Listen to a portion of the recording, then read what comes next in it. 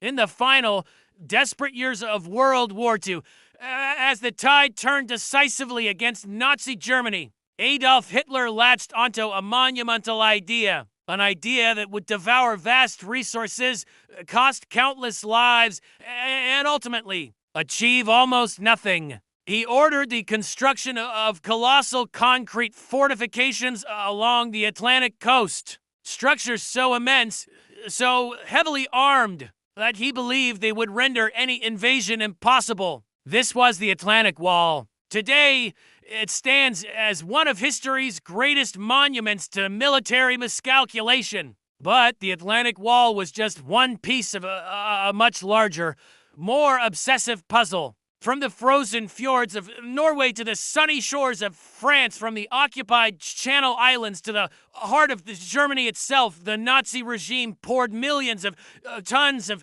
concrete and steel into fortresses that would see little combat and gain even less strategic value. This is the story of Hitler's abandoned megastructures, the fortresses that never fired a shot, and the obsession that squandered resources Germany desperately needed to fight a losing war. Hitler's fascination with massive defensive structures wasn't a sudden whim. It was deeply rooted in his experiences as a soldier in World War I. He had served in the trenches, witnessing firsthand how fixed fortifications could grind attacks to a bloody halt. He romanticized the very idea of impregnable walls, clinging to the belief that concrete and steel could stop any enemy, no matter how powerful. This belief morphed into a dangerous obsession, one that diverted critical materials and manpower from more practical,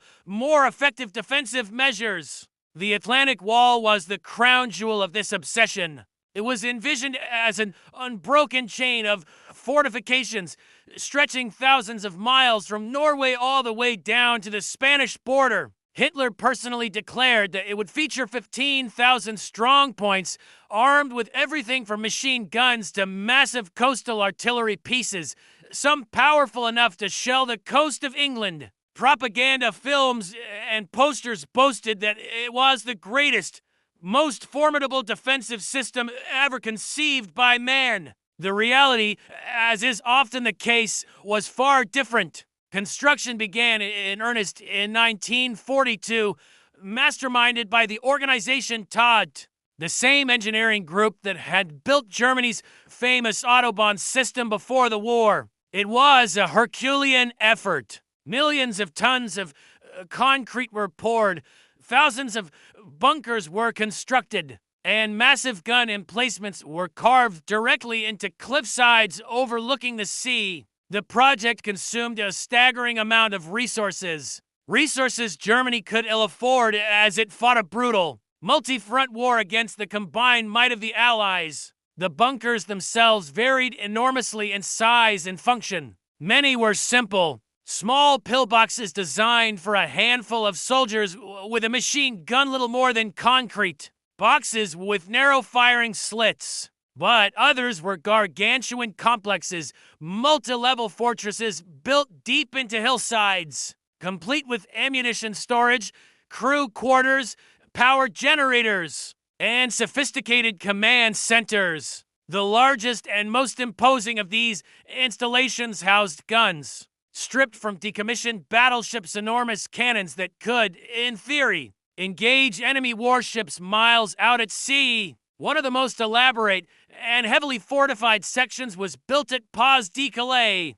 the narrowest point of the English Channel. This is where Hitler and his high command were utterly convinced the invasion would come. Consequently, they concentrated their strongest fortifications there, building a dense network of massive concrete bunkers with overlapping fields of fire. The installations at Calais alone consumed an astronomical amount of concrete and steel, precious resources that could have been used to build thousands more tanks, aircraft, or U-boats. The human cost of this grand project was equally staggering. The construction methods were brutal and unforgiving. Much of the labor was performed by forced workers, prisoners of war, and even concentration camp inmates, all toiling under horrific conditions. Thousands died during construction from accidents, sheer exhaustion, and deliberate, cruel mistreatment by their guards. The human toll of building these fortifications was immense, and this was before a single shot was ever fired in their defense. As construction dragged on, even German field commanders on the ground began to voice their concerns. They reported that while the fortifications looked impressive, they were riddled with serious tactical flaws. Many bunkers had surprisingly limited fields of fire, meaning they could be easily bypassed or attacked from their blind spots. The massive coastal guns, designed to sink battleships, were extremely vulnerable to air attack and struggled to target smaller, faster-moving assault craft. The bunkers were incredibly strong against a frontal assault, but their rear entrances were often their weakest point, sometimes defended by nothing more than a single machine gun post. Seasoned military leaders, like the renowned Field Marshal Erwin Rommel, recognized these problems immediately. When he was appointed to inspect and improve the Atlantic Wall in early 1944, he was appalled by what he found. Rommel pushed for a more flexible, dynamic defense. He advocated for extensive minefields on the beaches and in the water, and for thousands of sharp metal obstacles known as Rommel's asparagus to rip apart landing craft. He understood that static fortifications alone could never stop a determined, well-planned invasion. But Hitler, thousands of miles away,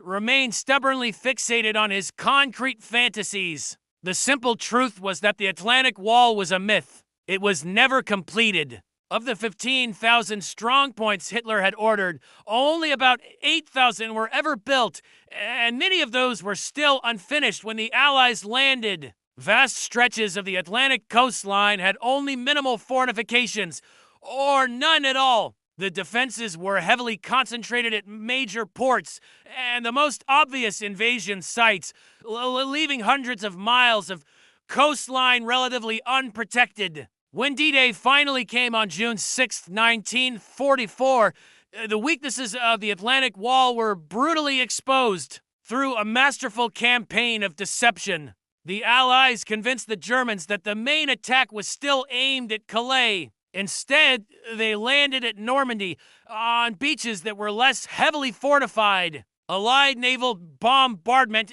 and complete air superiority meant that many German bunkers were destroyed, neutralized, or suppressed before they could even effectively engage the landing forces. To be sure, some positions fought back with incredible ferocity, inflicting significant casualties on the invading troops, particularly at Omaha Beach. But these isolated pockets of resistance couldn't stop the tide. Within days, Allied forces had broken through the coastal defenses and were pushing deep into France. And one of the most impressive fortifications, the ones that had consumed so much steel, concrete, and human life, many of them never fired a single shot in anger. The massive gun batteries at Calais, where Hitler had so confidently expected the invasion, remained silent as the real battle unfolded 100 miles to the west.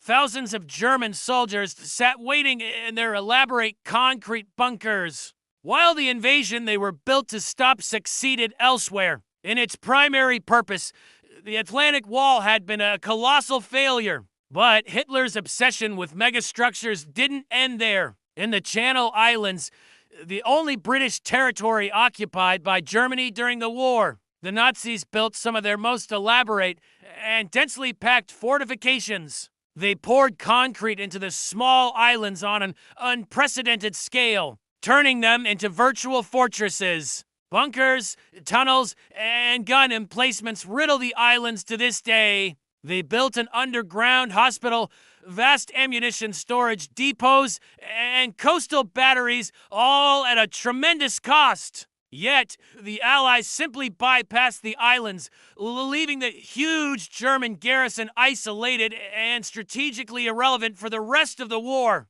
From the U-boat pens in France, so it was strong that even the largest Allied bombs couldn't penetrate their 10-meter thick roofs, to the colossal flak towers in Berlin and Vienna, designed to defend against air raids. The story was the same. These structures were testaments to a warped sense of priority, a belief that brute force and raw materials could somehow overcome strategic reality. They stand today as silent, concrete ghosts, monuments to a failed ideology and a war that was lost long before the final shot was fired. They are the abandoned megastructures of the Third Reich, powerful and very expensive. Lesson in the folly of obsession. Thank you for watching. If you found this story interesting, please hit the like button and subscribe for more dives into the forgotten corners of history. We'll see you in the next one.